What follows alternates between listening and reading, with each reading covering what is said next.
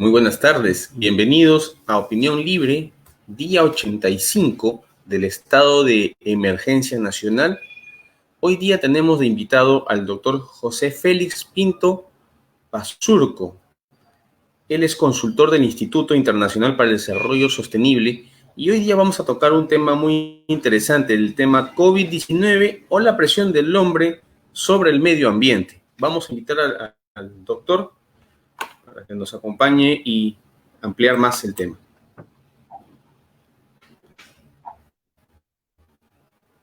Doctor José, muy buenas tardes, bienvenido. Buenas tardes, Julio. Muchas gracias por la invitación. Estoy muy contento de estar acá contigo y con las personas que están mirando tu programa.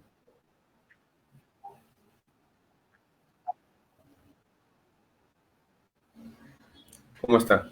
Vamos a hacer un preámbulo sobre el tema, el COVID-19 o la presión del medio ambiente, ¿no? Del hombre sobre el medio ambiente, tomando en cuenta una investigación que hicieron el 2003, en octubre del 2003, el doctor Wang, el doctor Zheng, el doctor He y todo su equipo al respecto del aislamiento y la caracterización de este virus relacionado con el coronavirus SARS. Ellos básicamente investigaron el SARS en el 2003 y a partir de ahí las investigaciones que se han dado con el COVID hacen ver que justamente este es un virus que ha pasado del hospedero natural, que hasta donde se sabe, el hospedero natural es una especie de murciélago, pasa a un vector que puede ser, hay unos que están afirmando que es el armadillo chino o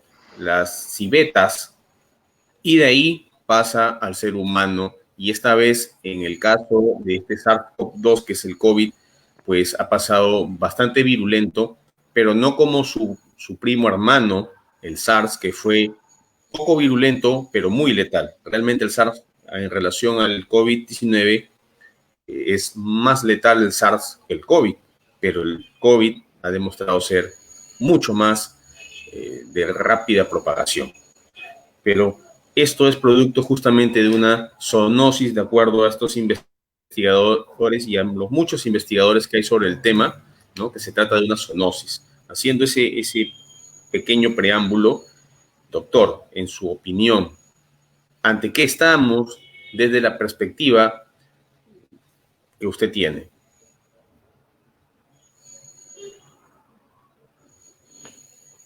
Bueno, mi perspectiva viene desde el punto de vista de un jurista eh, y desde el punto de vista jurídico, nosotros evidentemente nos tenemos que alimentar del conocimiento científico eh, y analizar cuáles puedan ser las soluciones que se puedan dar desde un punto de vista legal o político a una situación de este tipo. Es claro que la salud de todas las especies en el planeta está interconectada, las enfermedades o los virus no conocen fronteras y como usted bien ha descrito, eh, la interfase de los humanos con el mundo silvestre es esencial para entender el origen no solo de este coronavirus, sino de otros virus similares de origen zoonótico.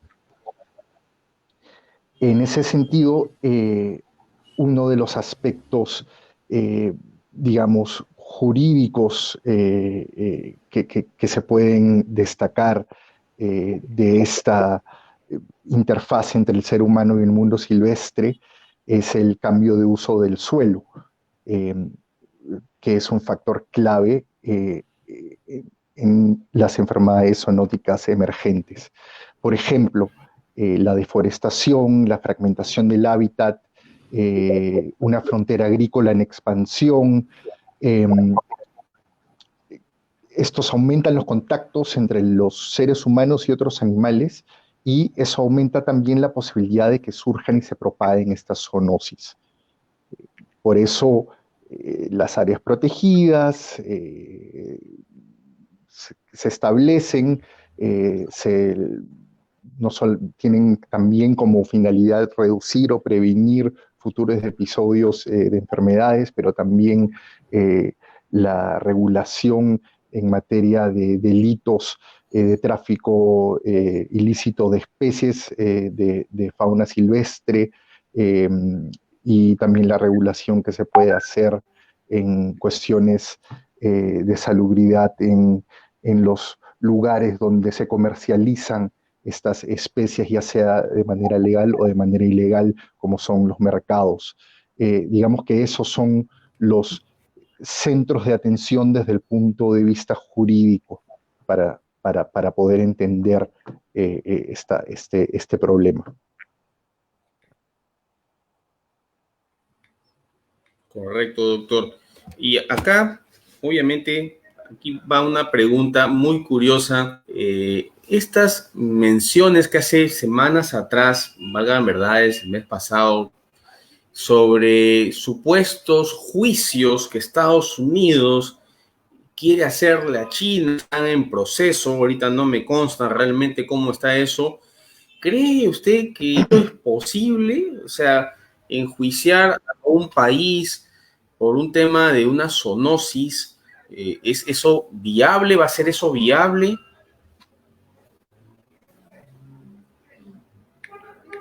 Bueno, en términos jurídicos, en el derecho internacional, hay que entender eh, dos cosas para poder responder esa pregunta. Una, son los mecanismos que existen para poder, eh,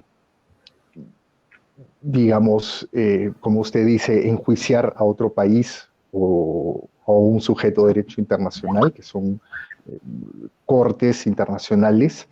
Y el otro aspecto que hay que entender, que es un término que es el daño transfronterizo, ¿no?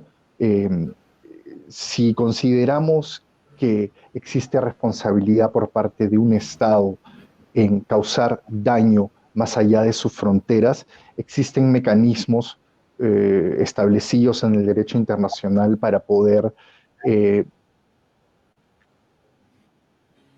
para poder enfrentar esa situación. En este caso, eh, lo veo complicado que exista una forma de probar una responsabilidad que sea, digamos, punible por el derecho internacional por parte de un Estado, en este caso China, por la propagación del virus. Eh, ¿Cuál sería la responsabilidad de China en la propagación del virus? Eh, se, entiendo que se especulan diversas teorías sobre cuál ha sido el origen, eh, pero también entiendo que cualquiera de eh, estos supuestos son difíciles de comprobar. Correcto, correcto, doctor. Básicamente, aquí hay un tema bastante interesante y usted lo ha mencionado con el tema de las reservas naturales, la protección de las reservas naturales. ¿Cree usted que el Perú, en toda su dimensión, con, con el Ministerio del Medio Ambiente, con la legislación que tenemos sobre el medio ambiente, estamos en buen camino? ¿Realmente esto soluciona en parte esta presión que ejerce el hombre sobre nuestro medio ambiente, al menos en el territorio nacional, o todavía está empezando en el tema medioambiental? Bueno, usted menciona la institucionalidad y sin duda la institucionalidad es uno de los pilares importantes que existen para poder enfrentar cualquier tipo de eh, conflicto o daño medioambiental como es el que dio origen a posiblemente dio origen a este virus, ¿no? El Perú tiene una institucionalidad. eh, Tenemos institucionalidad, tenemos ministerios, mucha burocracia, tenemos Ministerio de Medio Ambiente, tenemos el Ministerio de Agricultura y Riego. eh, eh, Sin embargo, y también tenemos políticas establecidas y tenemos normas establecidas que buscan em, corregir este tipo de problemas o de situaciones. Sin embargo, hay todavía una brecha muy, muy grande que se debe cerrar para poder hacer efectivo que estas instituciones, estas normas y estas políticas. Y esa brecha se tiene que cerrar eh, tomando en cuenta varios aspectos. Un aspecto muy importante del que se habla mucho y que sin duda es también un virus metafórico, es la corrupción que existe en el país, que está enquistada en prácticamente todos los niveles de la sociedad, no solamente del sistema público, sino también en el sistema privado. Eh, y eso hace que sea muy difícil poder tomar las decisiones que son las necesarias para poder hacer efectivas estas instituciones y estas normas y estas políticas. Eh, También creo que parte de eso es, o mejor dicho, una muestra de ello es la falta de fiscalización que existe. Eh, Tenemos normas que en papel o en teoría parecen ser adecuadas, pero en la práctica no tienen el efecto que deberían tener justamente porque tenemos una gran debilidad en hacerlas cumplir, es decir, en hacer uso del poder fiscalizador que debería tener el Estado.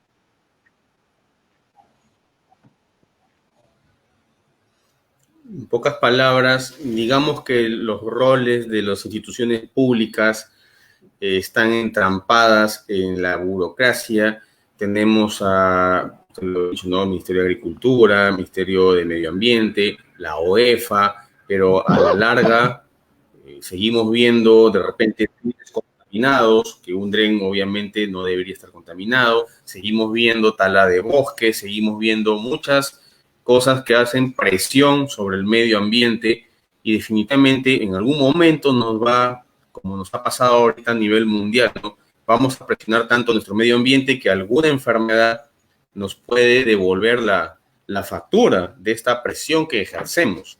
Entonces, ¿cuál a su criterio podría ser un buen mecanismo de solución a esta presión desmedida y que obviamente en nuestro sistema burocrático no se está dando esa fiscalización? O sea, ¿cómo solucionar este problema que en algún momento nos va a golpear a la cara, como nos está golpeando? Y este golpe ha venido justamente de la excesiva presión que ejerce la población y que ha ejercido la población en una ciudad de China y que ya tenemos los resultados hasta acá.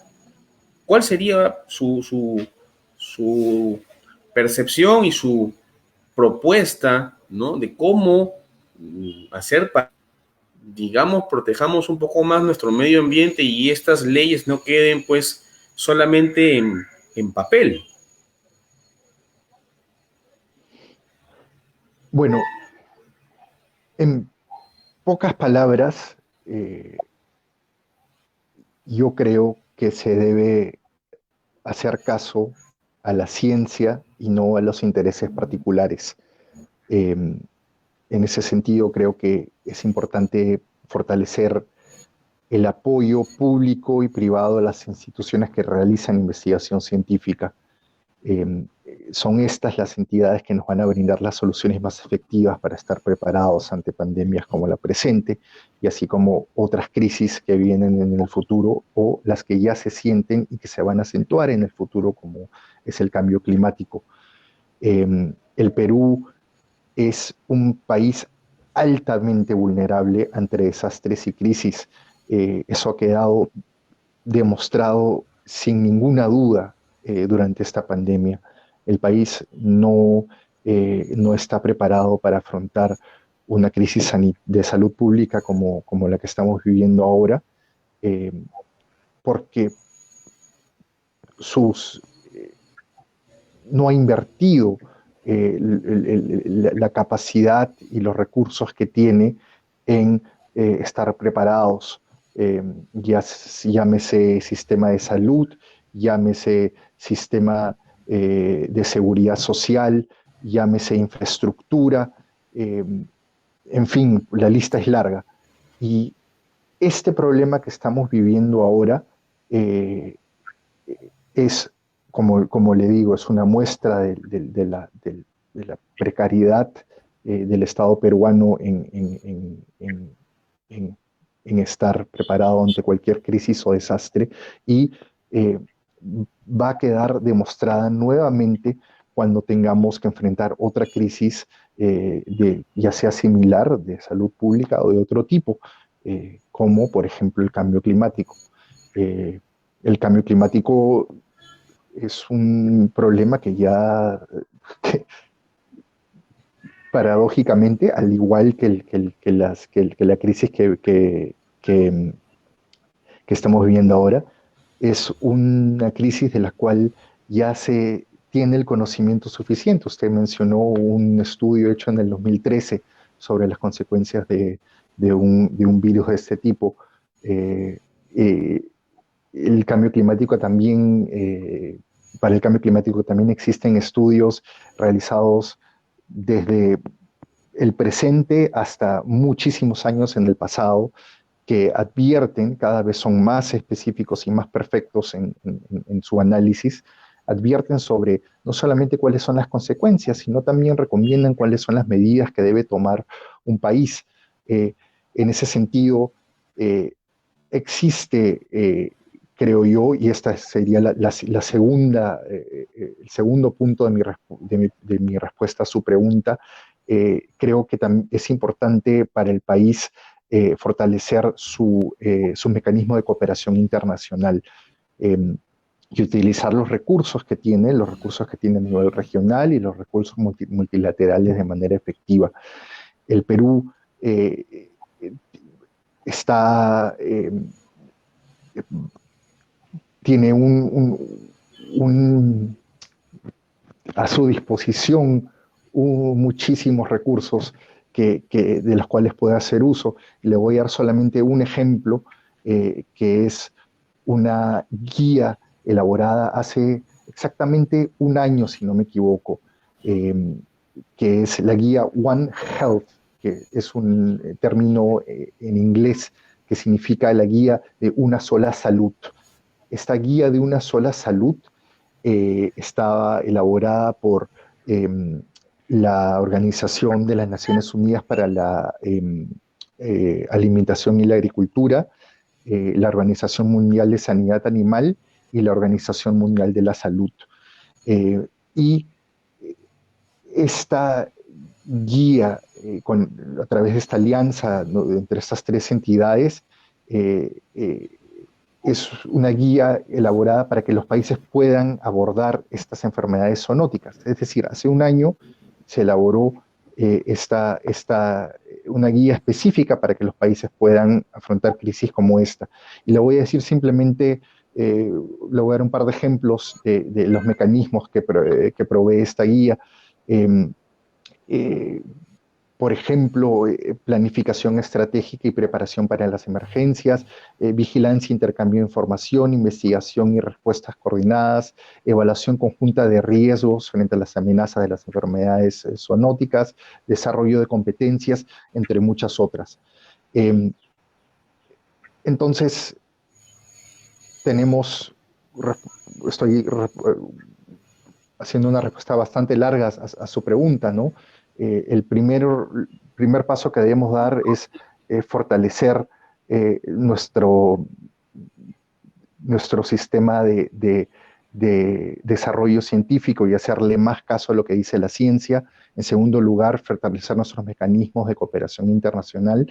Y, bueno, en tercer lugar, es algo que ya mencioné, que es hacer efectivas las políticas y las normas que el mismo Estado ha propuesto, ¿no? Y eso se puede hacer a través, como mencioné, de una fiscalización efectiva para que se apliquen estas normas eh, y, y- y bueno, eso. Doctor, usted acaba de abrir la caja de Pandora, porque ha dejado entrever lo que a veces, lo que estamos escuchando en los noticieros masivos, ¿no? De que el gobierno, y esa es la crítica, el gobierno ha reaccionado muy tarde, ha escuchado muy tarde, ha tomado medidas muy tarde, y por lo que usted me está diciendo con toda esa información, habiéndola tenido tan a la mano, tenemos gente muy valiosa, tenemos muy buenos científicos, y parece que nuestro gobierno nacional, específicamente el gobierno nacional, no está no estaba yendo a esos científicos, no estaba yendo a esos hombres de ciencia, estaba yendo obviamente, está yendo básicamente a su entorno de confianza, a la gente que está dentro de los ministerios, que no necesariamente son científicos, pueden ser profesionales de la burocracia, pueden ser sectores públicos, no les desmerezco, porque no son hombres de ciencia, no son gente que investiga, no son gente que desarrolle, ¿no?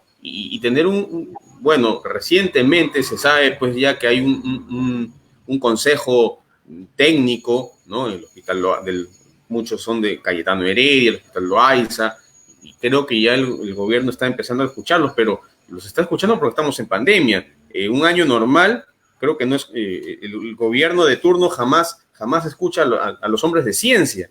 Y definitivamente este problema mundial, bueno, esperemos que va a pasar en un par de años, y vamos a tener otros problemas y al menos hablando específicamente del país, se van a seguir dando cosas similares, porque valgan verdades, creo que con lo que usted me ha dicho me hace ver que ningún gobernante, ningún político ha aprendido nada de todo este desarrollo de cambio climático. Hemos tenido pues la cumbre de Kioto, la cumbre de Johannesburgo, la de Copenhague, la de Doha, y acá en el Perú, más bien lo que hemos hecho, creo yo, y es mi entender, legalizado la venta del plástico en los supermercados y no hemos solucionado el problema del uso del plástico, no hemos solucionado el problema de los desagües contaminados, de la quema indiscriminada, no se ha solucionado nada. Está ahí, está como cuenta pendiente. ¿Qué hacer ante una situación así? Pero antes que nada, doctor, aquí creo que me llega una pregunta. ¿Es factible en el Perú la creación de una planta transformadora de residuos sólidos en energía eléctrica como parte de la solución al problema de la basura? Me ha llegado la pregunta ahorita, recién, dado que la basura es un gran contaminante del planeta. ¿Cuál sería su opinión al respecto de este comentario que nos hace una seguidora de nuestra comunidad? Muy bien, antes de responder a esa pregunta que me parece muy interesante y muy relevante, me gustaría simplemente anotar algo que usted dijo o reaccionar ante algo que usted dijo. Eh, yo, yo quisiera precisar que mi percepción de la manera como ha reaccionado el gobierno, eh, a mi entender, ha reaccionado de manera oportuna y posiblemente, yo no puedo especular porque no tengo conocimiento de cómo ha funcionado en el interior de los, vamos, del ejecutivo, cómo se han tomado las decisiones, pero a mi entender, eh, se han valido de las herramientas que, que se estaban utilizando en ese entonces en la mayor cantidad de los países. Eh, y mm, se puede criticar, se puede especular o se puede decir que quizás algunas de esas medidas no han funcionado tomando en cuenta la realidad concreta de este país. Y creo que esa sería una crítica o una discusión que no solamente puede, sino que debe tenerse. eh, su- es decir, ¿por qué no ha funcionado en el Perú lo que en la mayoría de los países sí ha funcionado, que es esa estrategia conocida como el martillazo y el baile, ¿no? Eh, y creo que ahí hay mucho por analizar, hay mucho por discutir. para poder entender cuáles son los vastos problemas que tiene este país, que no solamente vienen del actual gobierno, sino que los venimos viniendo y se vienen repitiendo una y otra vez a través de los años y por gobiernos sucesivos. Ahora, la pregunta sobre la planta que transforma residuos sólidos en energía eléctrica a mí me parece interesante porque yo he visitado una de estas plantas en Alemania y, y me parece que sí, efectivamente es una manera una manera interesante de solucionar un problema porque estás transformando, prácticamente estás transformando basura en energía. Eh, el problema que yo veo con una planta de este tipo es que si bien es cierto, hace algo con la basura y la transforma en algo útil, o mejor dicho, transforma algo que es inútil en algo útil, eh, la, los residuos, la contaminación que se produce a través de este tipo de producción de energía es bastante alta. Es lo que yo entiendo. Es por eso que este tipo de plantas no son tan populares como uno cree que deberían ser. O sea, más cara sale, en este caso la receta sale más cara que la enfermedad. Bueno, si lo que tratamos de hacer es reducir eh, nuestro, nuestra huella de carbono, es decir, tratar de contaminar lo menos posible y movernos hacia eh, patrones de producción más limpios y más eficientes, posiblemente esa solución no sea la más adecuada. En todo caso, podríamos hablar de energía eólica, de energía solar, en todo caso. De repente, ese tipo de energías son mucho más limpias, tal vez. Así es, son la energía eólica, la energía fotovoltaica, incluyendo la solar, eh, es,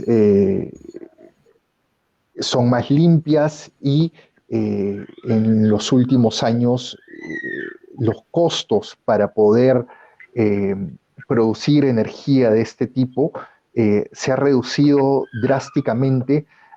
Tan es así que hoy día es más barato producir electricidad a través de fuentes de energía eólica o fotovoltaica que lo es con productos fósiles. O sea, De ser así, doctor. Continúe, simplemente, continúe. simplemente para redondear, no solamente son más limpias, sino que también son más baratas. Acá viene la pregunta. De ser así, de contar con tecnología hoy por hoy renovable, pues, parte de las tecnologías de energía renovable, como la eólica, que menciona la fotovoltaica, ya son más eficientes, porque bueno, valgan verdades, cuando recién empezaron no eran tan eficientes, ahora son mucho más y hay más desarrollo en ese sentido. ¿Qué le pasa al país con nuestras autoridades que todavía no cambian ese chip que tienen en la cabeza y seguimos haciendo lo mismo esperando un distinto? O sea, ¿cómo llegar a las autoridades a que puedan ver en esto una mejor opción? O podríamos especular, y eso lo voy a dejar como especulación, a que nuestras autoridades tienen grandes intereses detrás, porque si estamos hablando de que estas tecnologías pueden producirnos energía de forma más barata sin contaminar el medio ambiente, seguimos con las mismas estructuras, es que algo está pasando con nuestros políticos. No sé cuál es su opinión al respecto. O sea, ¿Qué opina usted, doctor? Sí, creo que es una especulación válida, pero hay que aclarar que estas estructuras no solamente se dan en el Perú, es una tendencia global la de continuar utilizando recursos fósiles, eh, y eso se debe a muchas razones. En Estados Unidos se subsidia los fósiles. em, lo cual uno debería pensar que a estas alturas no tiene sentido, pero efectivamente sí se hace. Canadá, que es un país, o Noruega, que son países que tienen una imagen de ser países muy amigables con el medio ambiente, son dos de los mayores exportadores de combustibles fósiles al resto del mundo, es decir, están propagando la contaminación, están colaborando con que continúe el problema de no solamente la contaminación medioambiental, sino eh, están metiéndole cabe, digamos, a la lucha contra el cambio climático. Entonces, la razón de esto es porque deconstruir, es decir, deshacer una estructura que existe por tantos años, cuesta mucho, porque no solamente es, porque a estas estructuras están ligadas intereses de personas y de personas jurídicas y personas naturales que son muy poderosas. Entonces, va a ser muy difícil poder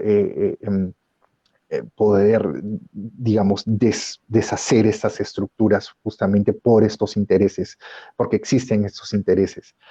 Eh, y el raciocinio detrás de eso, detrás de lo que hacen países como Estados Unidos, en fin, Canadá, Noruega y la mayor cantidad de países del mundo que siguen priorizando el uso de combustibles fósiles, es porque están ahí y mientras exista el recurso se va a utilizar hasta que se acabe. Y es un raciocinio que, digamos que se puede entender, no necesariamente se tiene que compartir, pero es lo que está ocurriendo en el mundo ahora. Definitivamente, romper una estructura de miles de trillones o de billones, de billones, es bastante complicado, si tomamos en cuenta que son estas grandes potencias las que controlan esta estructura. Definitivamente sería luchar pues un David contra dos Goliat, ¿no? Definitivamente, y quedará para la especulación académica, creo yo, o para los comentarios entre amigos, ¿no? El poder tener o el poder soñar de que en nuestras ciudades podamos implementar estas tecnologías, ¿no? Estamos hablando de Arequipa, de repente en Huánuco, tal vez los hermanos de Colombia, que algunos nos siguen, ¿no? Antioquia, qué sé yo, Lambayeque, Piura, ¿no? Empezar de repente con pequeñas comunidades, pequeños distritos, sus autoridades pues apuesten por estos sistemas y de repente no luchar contra dos Goliat, sino que tener varios pequeños David, ¿no? A nivel de Latinoamérica que desarrollen estas tecnologías sin chocar con estos monstruos que obviamente con un solo dedo te pueden aplastar. Creo que vamos a tener ese tema por varios años más y como decíamos al comienzo de la entrevista, ¿no? La presión del hombre sobre el medio ambiente nos ha devuelto un COVID y esperemos que no nos devuelva otro COVID o estos cambios climáticos que ya los estamos viviendo, porque valgan verdades, antes del fenómeno del niño ya estábamos en un año totalmente atípico antes del fenómeno del niño, fue un año cálido, si no me equivoco, pero ¿cuál es su visión, doctor? ¿Cuál es desde esta perspectiva medioambiental? ¿Qué nos depara el futuro?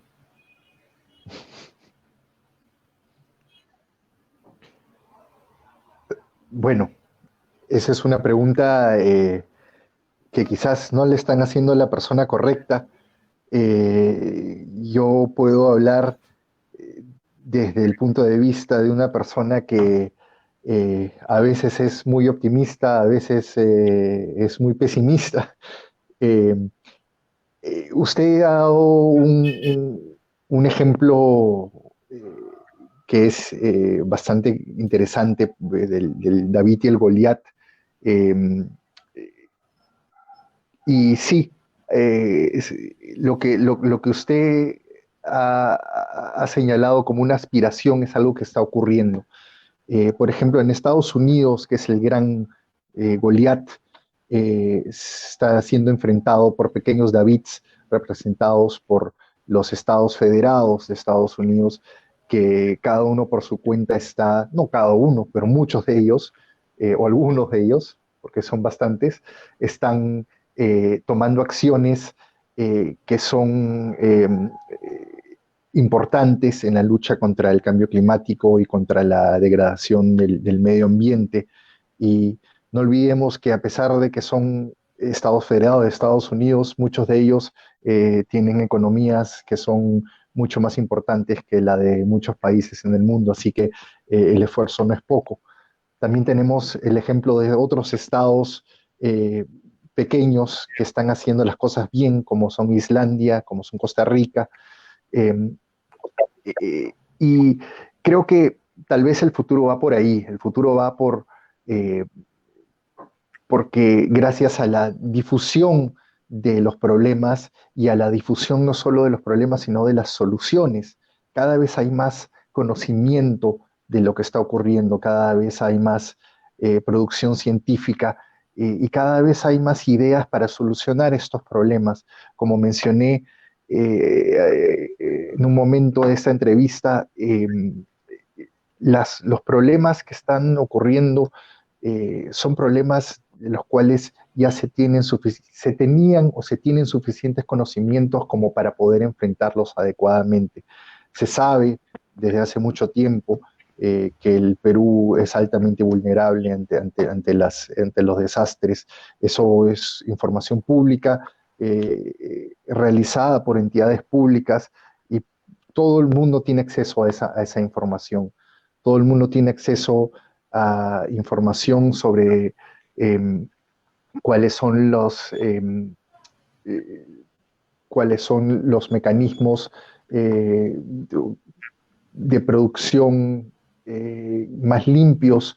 También sabemos poco a poco más sobre cómo reducir nuestra huella negativa hacia el medio ambiente, es decir, cómo ser nosotros, cada uno de nosotros más conscientes con el medio ambiente.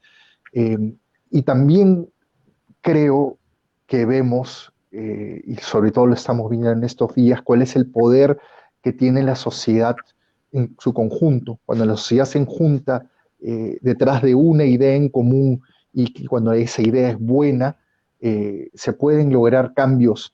Y quizás cuando mencioné eh, la necesidad de discutir sobre los problemas que han salido, ¿no? Han salido de debajo del pantano y se han ido descubriendo que tiene el país a raíz de esta pandemia que estamos sufriendo.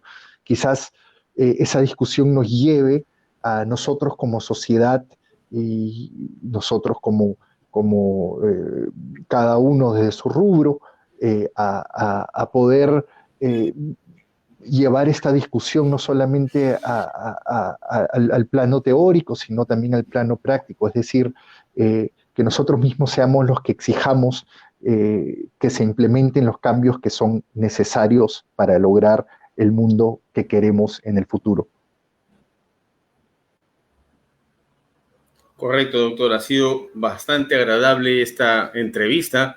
Esperemos pues que este pequeño video, esta pequeña entrevista, pueda llegar a estas autoridades y empiecen a tocar la puerta de los científicos y empiecen a escucharlos para empezar a cambiar poco a poco y tener también en el país varios pequeños David para poderle hacer frente a estos dos gigantes Goliat.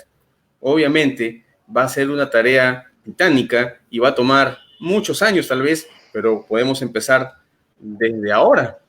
Más bien, doctor, le agradezco su presencia. Finales, por favor.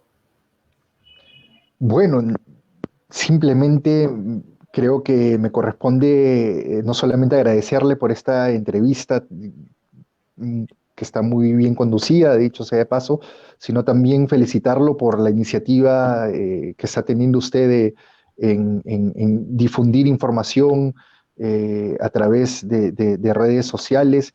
Yo creo que lo que usted está haciendo, y se lo dije cuando conversamos para prepararnos para esta entrevista, que lo que usted está haciendo es muy importante y yo esperaría que muchas más personas sigan su ejemplo. Así que muchas gracias y felicitaciones.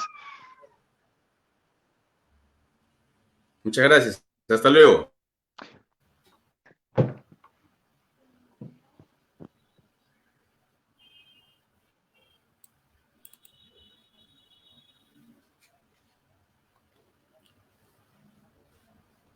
Bien, amigos, ha sido la entrevista con el doctor José Pinto Basurco. Esperemos que haya sido de su agrado y ya lo saben, compartamos que llegue esta información, hagamos que llegue esta información a las personas que están tomando las decisiones por nosotros en nuestro país. Llámese que estemos aquí en el Perú o a los amigos que nos están siguiendo en Colombia. Hagamos eso porque necesitamos más David en nuestro mundo. Que tengan muy buena tarde.